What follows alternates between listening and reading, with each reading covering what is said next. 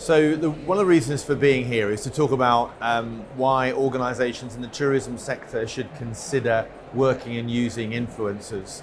And I think there's lots of reasons why that's the case. You know, we're not trusting traditional advertising in the same way that we were, whereas actually we listen to our colleagues, our people that we trust, like and know way more than ever before.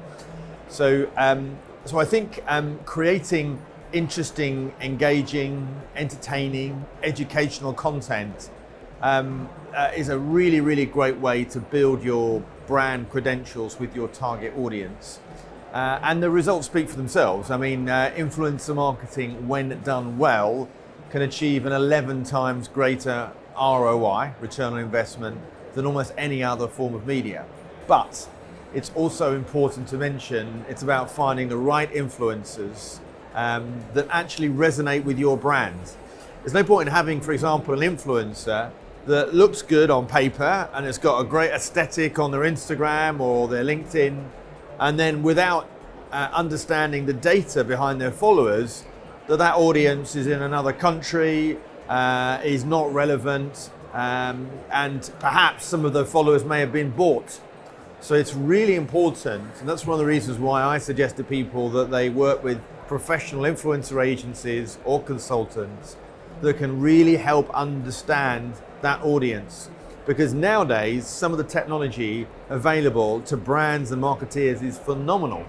I mean, we can find out the gender split of the audience. We can find out where they're located in the world. We can look at their engagement rate. We can even look at the marital status of the audience and their employment rates. I mean, it's really, really razor sharp metrics which allow us to use influencers in the right way. What are some of the challenges? Well, we are facing a global potential recession. I mean, I don't need anybody to tell you that. It's harder and harder now. And I think, you know, with the way that digital growth has happened, lots of consumers, for example, are going direct to sites, not necessarily working with travel agents in the same way that perhaps they were. So I think what we're going to see is the evolution of the personal brand. You know, people are following individuals more than they are companies. So entrepreneurs, business owners that have a real strong brand presence, our speakers, are actually at industry events like this, have got a cause relationship with their audience, are going to be the people that will stand out way more than those people that are just thinking that this will all go away, because actually it won't. I mean, this is a great gathering of industry professionals from all different sectors within the tourism and travel. And what I particularly like here is you've got, so often there are exhibitions and conferences that are very country specific. And although there's a lot of obviously Spanish speaking people here, as you would expect, you know, there's events going on for the French market. Obviously I'm English speaking, a lot of people do speak English here.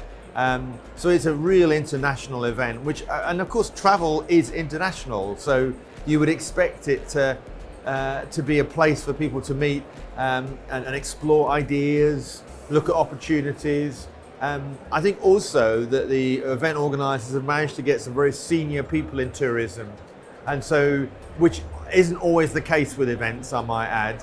So I think this really helps with helping educate them in the position of governance and legislation about what they need to do for tourism. I mean, when it comes to the UK, for example, tourism is a multi-billion pound industry, and we need all the help that we can get from government. So I think having these collaborations is really important.